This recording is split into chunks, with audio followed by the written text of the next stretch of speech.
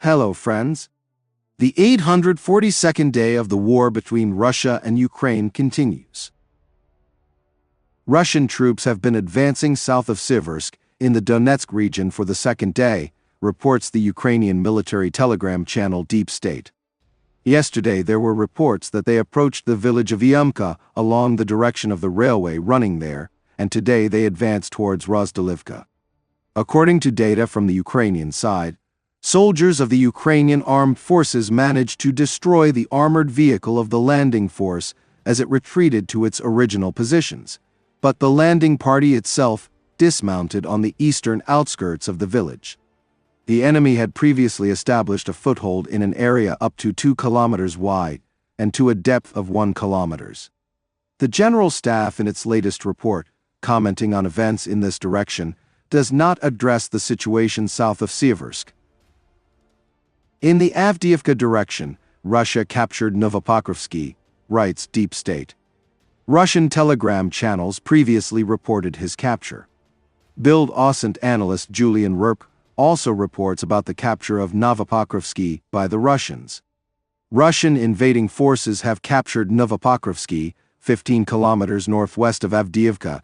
The Russians are again advancing rapidly, capturing 1 to 3 villages a week in the Donetsk region. Despite all the talk, Ukrainian forces have not found a way to stop them so far, writes Ropk. Today Putin announced the Kremlin's official proposals to end the war with Ukraine. Firstly, he put forward conditions that relate to a ceasefire and the start of negotiations. To start this process, Putin is demanding that Ukraine withdraw its troops from the Donetsk, Luhansk, Zaporizhia, and Kherson regions, which Russia announced annexation in 2022. The second demand is Ukraine's refusal to join NATO. The following conditions voiced by Putin relate to the negotiation process itself, if, of course, they begin. This is the neutral, non-aligned, nuclear-free status of Ukraine, its demilitarization and denazification. In the context of the latter, Putin mentioned ensuring the rights of Russian-speaking Ukrainians. Peace agreements should include the lifting of sanctions against Russia, that is, the West should also participate in them. Russia is ready for negotiations with all countries including Europe, which Putin called on to improve relations. He added that, "We are not talking about freezing the conflict, but about its complete cessation." Apparently, including with the West. Putin said that Russia's new borders with Crimea, Donbas, Zaporizhia and Kherson should be fixed in international treaties. That is to become internationally recognized. Putin said Russia is making another real peace proposal, but if the West and Kiev refuse, then responsibility for the bloodshed will be theirs. Putin also said that if Ukraine and the West do not accept these conditions, then further conditions will be different, since the situation on the battlefield is changing not in favor of Ukraine.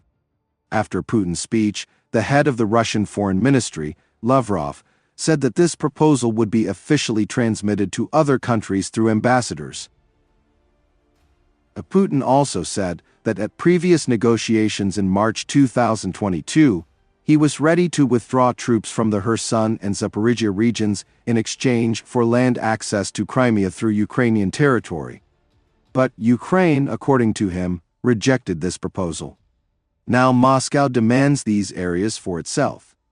Putin probably mentioned this in the context of his phrase, "If you do not agree to the current conditions, the new conditions will be different," drawing a line that the longer the negotiations are delayed, the worse the conditions will be for Ukraine.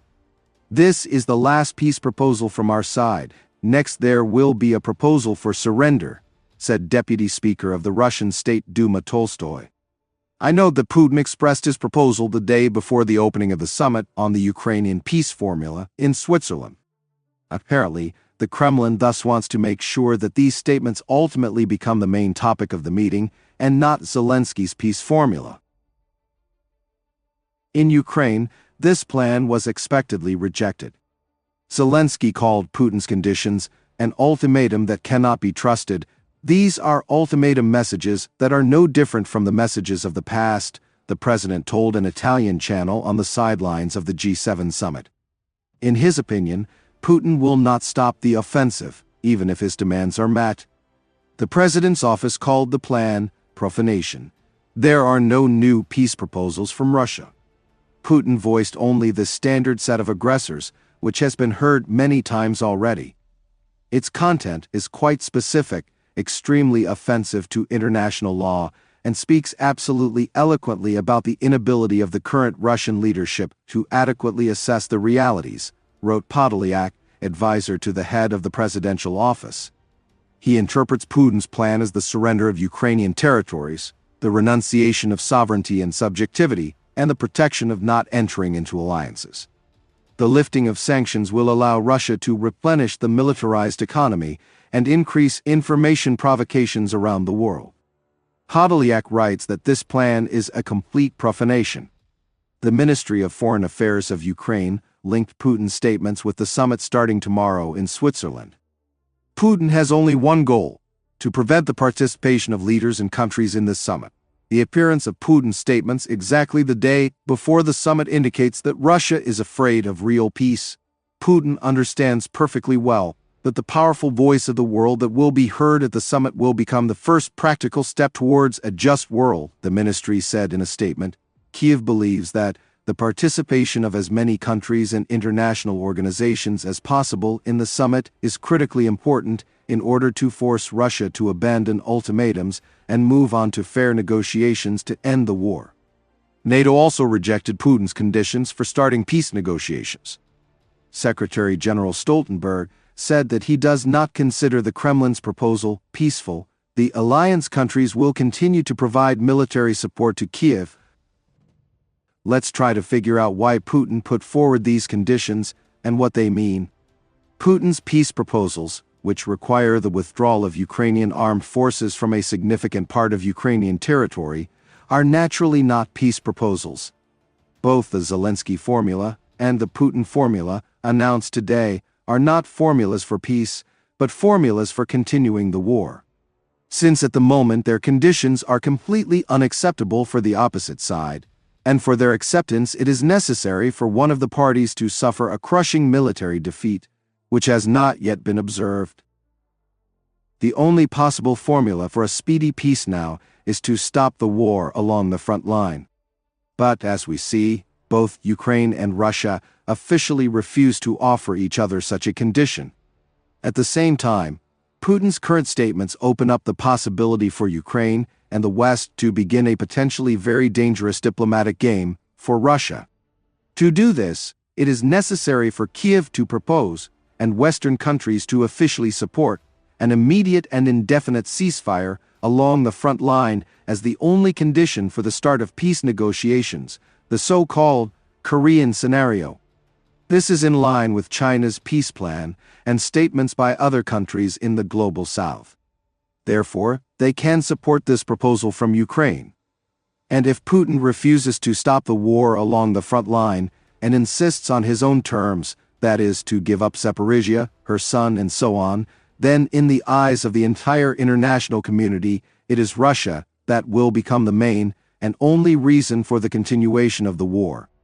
In the future, this could lead to complete international isolation of Russia. In any case, inducing Russia, through pressure from China itself, to stop the war along the front line will be many times easier than forcing it to go to the 1991 borders. But there are no signs that Kiev and the West are ready to launch such a maneuver. Zelensky has recently repeatedly stated that his peace formula is unchanged and he is against stopping the war on the front line. As for real negotiations on peace in Ukraine, when it comes to them, their conditions will be influenced, first of all, not by the points of the Zelensky formula and Putin formula, but by the situation on the battlefield, the situation inside Ukraine, Russia, and the largest Western countries, as well as the situation in Russia's relations with the West and the countries of the global South.